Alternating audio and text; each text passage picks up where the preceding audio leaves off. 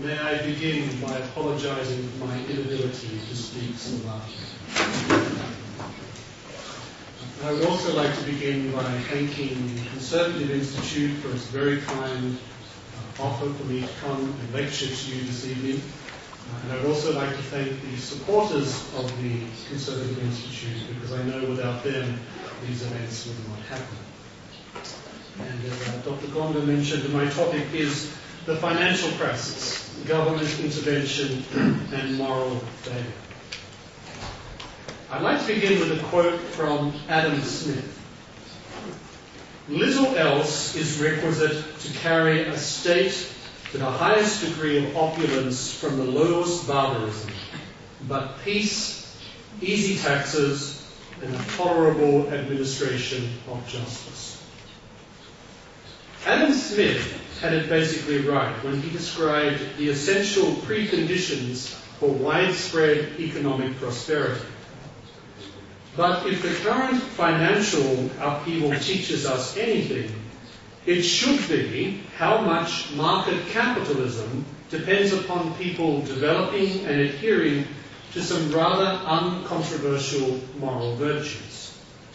Smith himself always understood this, which is why his Wealth of Nations of 1776 should always be read in light of his 1759 book, The Theory of Moral Sentiments. It seems, however, unlikely at this point that this will be one of the lessons learned when the current financial crisis has been relegated to the pages of history. While we have heard much mention of the impact of greed on Wall Street, the City of London, and other financial centres around the world, it is comparatively rare to find any analysis that takes the moral dimension of the credit crisis seriously. A predictable byproduct of the 2008 financial crisis was a renewed wave of moral condemnation of market capitalism, invariably from those who might be called the usual suspects. Germany's finance minister at the time, for example, proclaimed that Anglo-Saxon capitalism was finished. Equally unsurprising was the near universal insistence of leaders of governments and international organizations around the world that the key to resolving the financial crisis and preventing similar occurrences in the future was to increase the regulation of banks and the financial industry. Unfortunately, such comments on the current crisis and proposed solutions tend to reflect an ignorance of how particular financial devices, ranging from interest rates to short selling, actually work. Nor do I think they reflect a sound understanding of the nature of morality and the vital, indeed indispensable role that it plays in building and sustaining free market economies. To this extent, these comments have, I think, actually hindered sound moral analysis, insofar as they have focused attention on areas rather marginal to the economic and moral dimensions of the financial crisis. It's now over 18 months since the credit crunch began wreaking havoc throughout the global economy. Never before, it seems, have we been so aware of how dependent our economies are upon the willingness to lend and borrow. Since August 2007, we have seen numerous banks and financial houses enter bankruptcy. In the United States, the Federal Reserve has assumed an 80% stake in America's biggest insurance company. The mortgage giants, Freddie Mac and Fannie Mae, have been taken over by the US government. Financial institutions in America and Europe have written off billions in losses. In Europe and America, governments have taken large stakes in banks, unprecedented in history. There is considerable speculation that the British government may have to turn to the IMF for assistance in addressing the British economy's problems. The Bank of England has more or less warned Gordon Brown's government that its approach of high borrowing, high spending, and high taxing when it comes to addressing Britain's recession is beginning to border on the irresponsible. Then, of course, there is the human dimension, the level at which most people have experienced the reality of the recession. The IMF is projecting that Slovakia's GDP, for example, will contract by 2.1% in 2009. Among other things, this is likely to mean higher unemployment for Slovakia after several years of declining unemployment. Unemployment continues to rise in Europe and the United States, and despite some signs that the rise is slowing, it is likely to continue rising. Across the globe, people's careers, families, and lives have been shattered. Everyone is asking, who's next? There has been no shortage of analyses attempting to study the crisis in strictly economic terms. Phrases such as overexposure to high-risk investments and margin calls forcing hedge funds to liquidate good assets dominate the discussion. All these and other expressions have real meaning and accurately describe elements at work in the economic storm that has wreaked such havoc. Unfortunately, the language of these commentaries sometimes distracts our attention from the human dimension involved. Like other elements of the market, financial businesses do not consist of faceless entities, anonymous group dynamics, or even the gnomes of Zurich. Real human beings, actions and choices are at the heart of the world's financial markets. That is, real people who create wealth, respond to incentives, make honest mistakes, and sometimes behave irresponsibly, even immorally. This evening, I would like to take some of your time to think through where we might say with some confidence that government intervention and moral lapses, both in choices and character, have contributed to the financial crisis.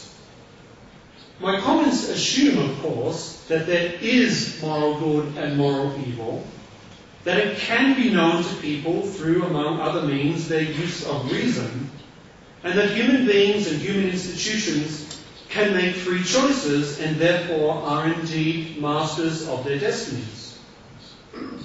These assumptions, I might add, may seem uncontroversial to you, but I can assure you that they are rigorously disputed by perhaps even a majority of Western intellectuals, philosophers, and economists today. In part, this flows from the soft and hard relativism that dominates much elite and popular opinion. But it also owes something, I would argue, to the tendency of many post-Keynesian schools of economics to focus on macroeconomic aggregates, to reduce economics to applied mathematics, and to downgrade the importance of complex human beings who do not always choose morally and rationally when it comes to making their economic choices. Now, as you know, there is no one single cause that explains the financial meltdown. Some of the candidates include loose monetary policy by the Federal Reserve, massive bank over-leveraging, and the American subprime mortgage implosion. This evening, however, I'm going to focus on two aspects of the problem that underline some of the moral causes driving the crisis. I'll look first at monetary policy and mortgages, and secondly, failures in the securities ratings industry. I will then show how some responses to the recession on the part of policymakers raise profound questions concerning whether they have learned anything from past errors. Finally, I will conclude with some remarks about how the credit crunch may teach us, whether we like it or not, that the very practice of lending and accepting credit is highly dependent on some very basic uncontroversial moral habits. But before looking at these matters, I want to specify the primary ethical lens through which I will be exploring these issues. One of my working assumptions is that whether it was borrowers lying on their loan applications or lenders neglecting to do the most basic due diligence, or political pressures being brought to encourage financial institutions to lend money to people manifestly unable to make their payments, or securities ratings agencies becoming mired in conflicts of interests, many of these sins constitute failures in prudence. Now, the ancient Greeks, as well as medieval philosophers such as Thomas Aquinas, viewed prudence as the cause and measure of all the virtues. They understood prudence to be the auguria virtum, the charioteer of the virtues. Prudence is the cause in the sense that the virtues, understood as the perfected ability of individuals as persons, can only be realized when they're founded upon prudence. An individual, for example, can only live the virtue of temperance when he has acquired the habit of deciding correctly the actions to take in order to master his instinctual cravings. Prudence is considered the measure of moral virtues because it provides a model of ethically good action. A market trader, for example, draws upon his experience and all the data available to him at a given moment and decides that it is beneficial to sell stock A at 5 p.m. tomorrow and to buy stock B today. The content of the decision, for example, the stock, the amount, the time, the means, is the product of an act of prudence. The actual carrying out of the decision may involve other virtues, like fortitude, courage, and justice. For example, doing a job properly because it is what we owe in justice to our employers and our families. Like all the virtues, prudence has its own integral parts. The following characteristics constitute the integral parts of prudence. First, intelligentsia, an understanding of first principles, such as don't steal. Dulcillatus. This is a kind of open-mindedness which recognizes the true variety of situations to be experienced, which does not limit itself to accepted or popular wisdom, and which involves a willingness to make use of the experience of others to make prudent decisions. This might also be understood as humility. Thirdly, caution, the willingness to take risks while mitigating the same risks as far as possible.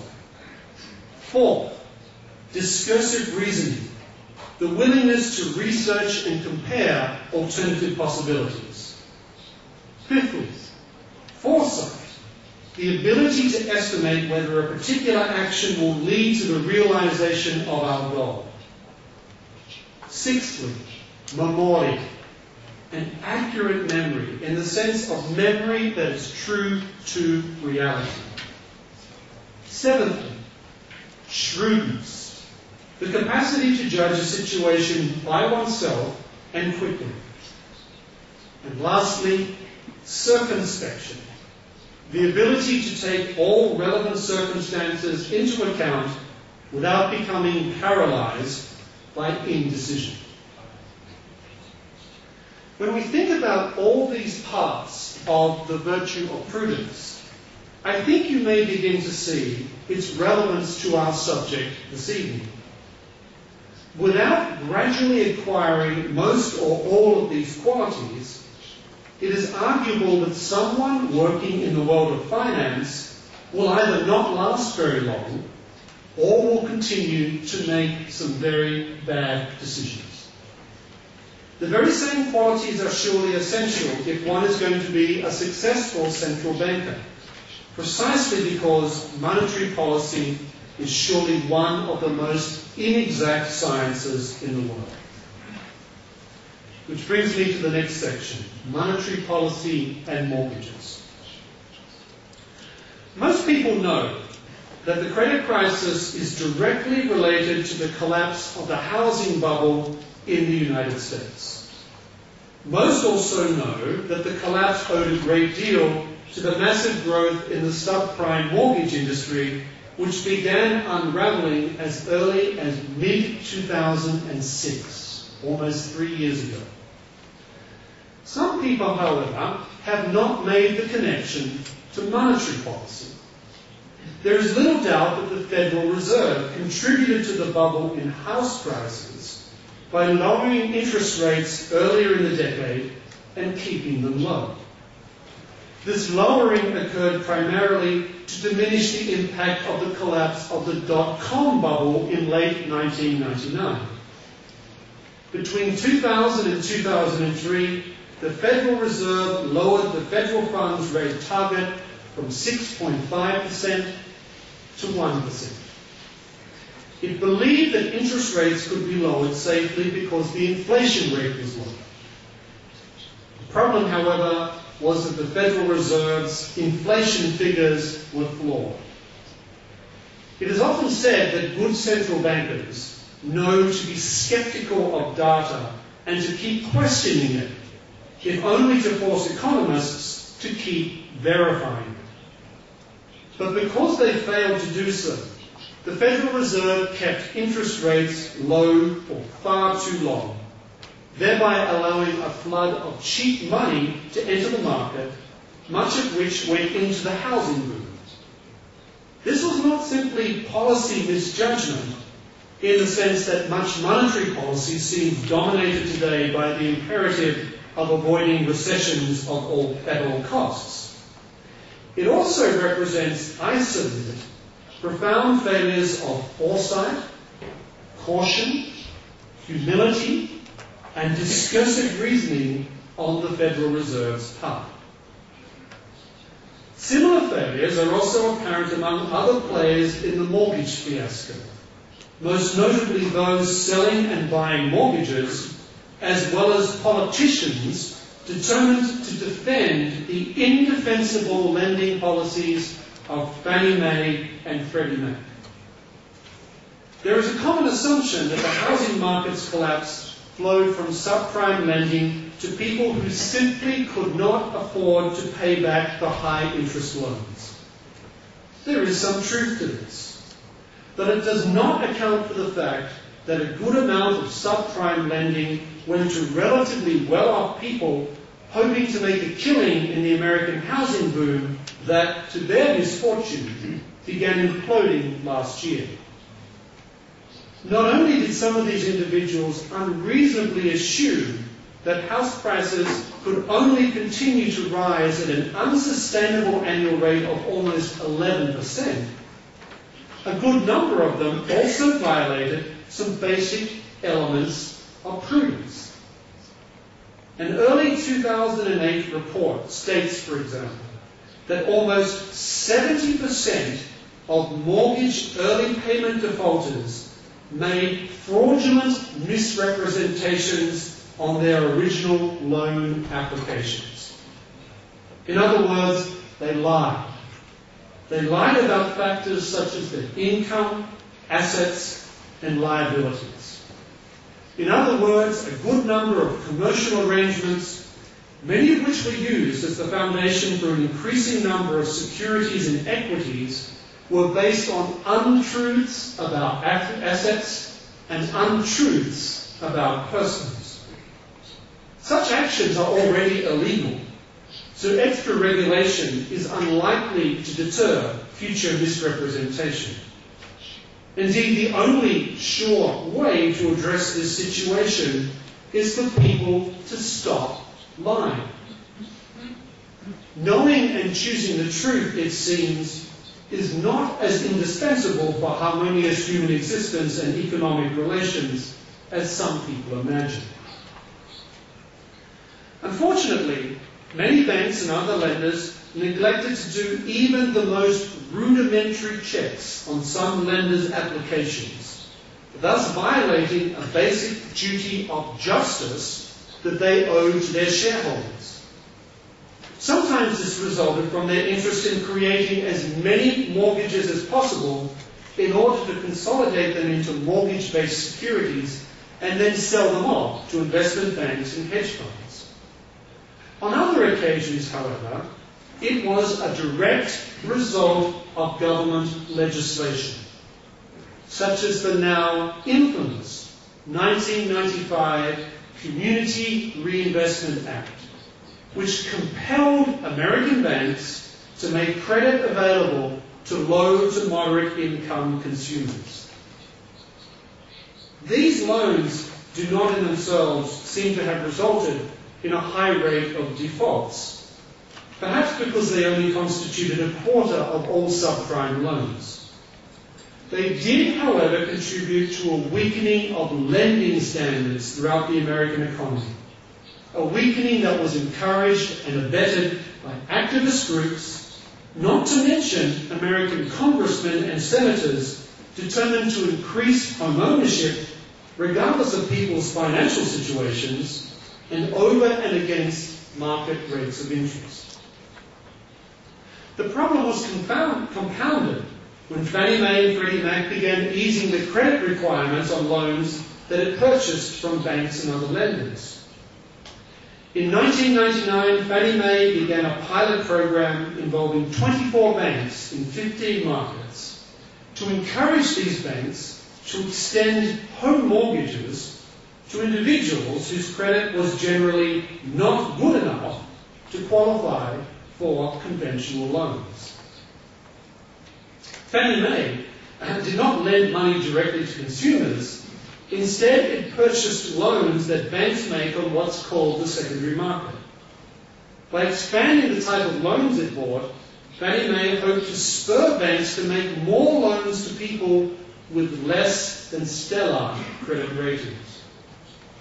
While Fannie Mae executives stressed that the new mortgages would be extended to all potential borrowers who could qualify, they added that the move was intended in part to increase the number of minority and low-income homeowners who tend to have worse credit ratings. The irony, of course, was that home ownership had already grown significantly among minorities during the 1990s economic boom. The number of mortgages extended to Hispanic applicants jumped by 87.2% between 1993 and 1998. During the same period, the number of African Americans who secured mortgages to buy homes increased by 71.9%. Increasing home ownership among these groups, it seemed, only needed economic prosperity rather than the easy credit policies associated with Fannie Mae and Freddie Mac. But further complicating the problem was the fact that the Community Reinvestment Act provided Fannie Mae and Freddie Mac executives with the legislative means that they needed to raise their own subprime lending quotas, the mortgages of which they then used as a basis for their own securities marketed through Fannie and Freddie's own hedge fund. This gave Fannie and Freddie a vested interest in preventing the many attempts at controlling their lending policies made by successive Treasury secretaries from 2000 onwards. By the end of 2000, subprime loans accounted for almost half of Fannie and Freddie's total business. This may also explain, I think, the millions of dollars of campaign donations made by Fannie and Freddie executives to those politicians on the House and Senate banking committees willing to protect Fannie and Freddie, which were, after all, government-sponsored enterprises, from anyone determined to rein in lending policies that were, as we now know, out of control. So what moral failings are involved in the overall subprime mortgage fiasco? Once again, it would appear that several elements of prudence were violated. First principles such as don't lie was systematically violated by thousands of subprime lenders. Caution was also thrown overboard in the name of easy profit and the desire to subordinate long-established lending precautions and the workings of market exchange to the demands of politically driven mortgage lending. A certain detachment from economic reality also featured, most notably in false and in some instances arrogant expectations about the ongoing profitability of investments in property. It's also clear that shrewdness, in the sense of being able to accurately judge economic realities for themselves, were absent from the calculations of many borrowers, lenders, and congressional politicians. Another failure of prudence in the subprime meltdown has been an unwillingness to accept what economists call moral hazard can be encouraged by many of the policies that I have just described. Moral hazard is a term commonly used to describe those situations when a person or institution is effectively insulated from the possible negative consequences of their choices. This makes them more likely to take risks that they would not otherwise take, most notably with assets entrusted to them by others. The higher the extent of the guarantee, the higher the risk of moral hazard. Fannie Mae and Freddie Mac are contemporary examples of this problem.